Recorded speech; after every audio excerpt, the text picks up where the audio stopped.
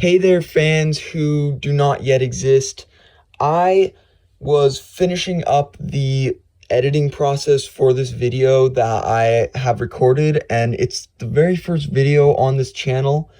And just as I was getting ready to post this thing, I watched the Fantano interview with Lingua Ignota, Kristen Hayter, who was the former girlfriend of Daughters frontman Alexis Marshall, and this is the first time I heard about these really damning allegations that she just put out against the guy a few days ago. And look, I'm not going to tell you what to think about these allegations. I'm not going to tell you whether or not you should listen to Daughters after hearing these allegations. I just thought it would be really tone deaf for me to put out this video saying all these good things about this band without at least acknowledging that, yeah, these allegations are out there, this is real, and so make your own decision. But anyhow, with that out of the way, onto the video.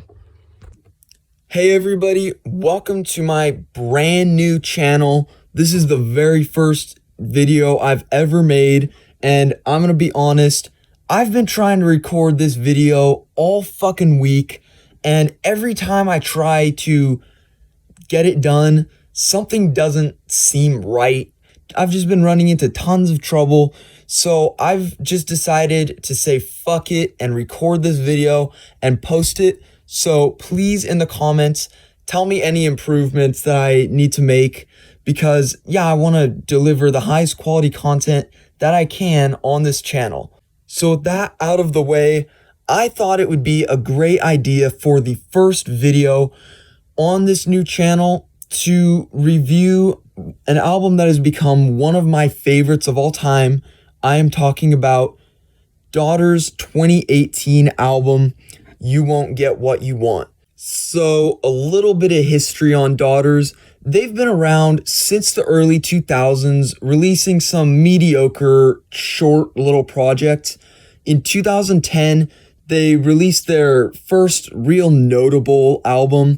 It was their self-titled album, and it's short, it's not at all sweet, but it's actually a really solid little noise rock release, and I recommend that if you're into any sort of hardcore music, that you give that album a try. It's kind of a little underrated album, and yeah, I recommend you guys give it a shot. After that, Daughters went silent for almost a decade. For 8 years, they put out nothing. Then in 2018, they came out with this monster of an album. It takes all the best ideas from their self-titled album and basically just explodes them into something so much bigger, so much louder, so much more detailed, and ultimately into something that, to me, transcends music and is an experience unlike anything else you'll ever hear. City Song kicks the album off perfectly with these thumping, throbbing synthesizers and this like gunshot sounding snare. The drums on this thing across the board are just amazing. It's hard to overstate just how important to the success of this album the drums really are, because this album is so rhythm based. The drums have to be good, and this is some of the best drumming I've ever heard. It's really great. It's one of the main things that just makes this album work. But back to City Song. It's so startling and stark and moody, and it really gets us in the mood for what we're about to experience in the coming minutes. The song Long Road No Turns is a driving rock cut with this weird metallic clangy guitar going on in here. I don't even know how they get their instruments to sound the way they do on this album, but man, this is such a weird noise that it's so interesting, and it really just gives this song so much personality. And Alexis Marshall, the frontman of this band, he is just on this song shouting all these discouraging, hopeless lyrics about how everybody climbs so high to fall so far. A little is all it takes. A little is all it takes. I just love his sort of campy, shouty, over-the-top delivery style across this album. It never really syncs up with the rhythm of the songs, but that it's supposed to be that way. It just adds to the vibe of this project in such a great way. Satan in the Way is 6 minutes and 66 seconds long because, of course, it is. And this song is really a masterclass in building and releasing tension. The song opens with these lemon sour guitars that are just blaring at us with this drum beat that is so tense and building up with so much tension just being carried in the music. Then it suddenly opens up into this amazing cathartic section with all these beautiful guitar melodies that in the midst of this really ugly and noisy and hard album, these guitars here are so beautiful and they kind of stick out in just a really great way. The Flammable Man and the Lord Song are easily the two most intense songs on this very intense album. The Flammable Man especially has this ridiculously fast tempo with these drums that just will not let up and a bass that feels like it got drudged up out of the sewers of LA. I don't even know. This thing, there are some guitars on the end of the song that sound almost like sirens. They're honestly kind of frightening and alarming to me, and yet this song is so intense and over the top and amazing. I just can't say enough good things about it. It's also hilarious that at the end of the song, Alexis Marshall is shouting, "Is there something burning in here or is it me?" Like, that's just a perfect summation of the tone of so many of the lyrics here. They're so dark and creepy and yet also just make me kind of want to laugh at times because they're so campy and there's kind of a dark humor to them. Less Sex is a much needed cool down in the middle of this very intense portion of the album. This is easily the most traditional, straightforward, and accessible song on this album. So I'd say if you're having a lot of trouble getting into what this album is doing, this is a good place to start. It's much more melodic and actually finds Alexis Marshall singing and not doing half bad at it. It's funny that even in these mellower moments, Daughters is still crushing it here. Daughter is a really fun melodic cut.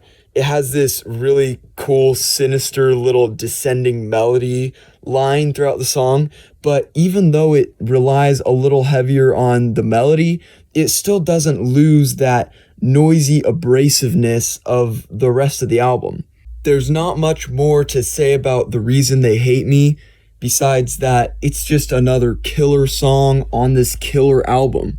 Ocean Song is another long cut, and it relies very heavily on repetition. There's a guitar and drum passage that just kind of repeats itself over and over and over again throughout the duration of the song, and yet the song is also constantly morphing and changing and staying interesting. There's really loud portions and really quiet portions, and if this tempo was just a little bit slower, I could almost see this thing fitting right into one of Swan's more recent releases like The Seer or To Be Kind. On the lyrical end of things, Alexis is telling this story about a man who comes home and the world around him changes, and so he starts running from something. We don't even know what. It's so weird, it's so off the wall, and makes a strange, surreal kind of sense. Unfortunately, if I had to pick my least favorite song here, it would definitely be the closing track, Guest House.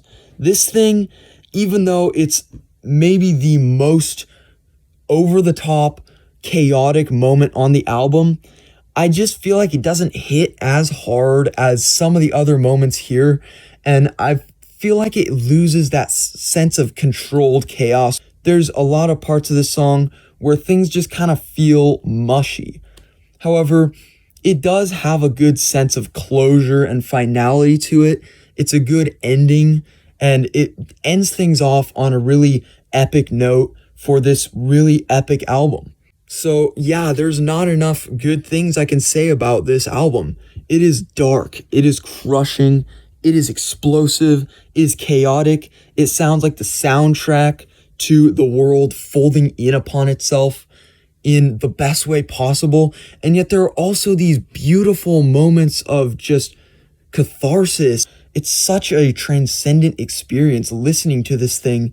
It is a really great album. It's one of my favorites of all time. If I had to rate it with a number, I'd give it easily a 10 out of 10. And I recommend you go experience it for yourself. I have a few warnings though. If you're coming into this thing looking for a traditional musical experience, you're not going to get that. You have to approach this less like music and more like an auditory experience with some musical elements mixed in. And you probably won't like it the first time you listen to it. I know I didn't, but over time, this thing has really grown on me, become one of my favorites, and you should add it to your record collection. But now that I'm finished saying my piece, I'd like to know, what do you think of this thing?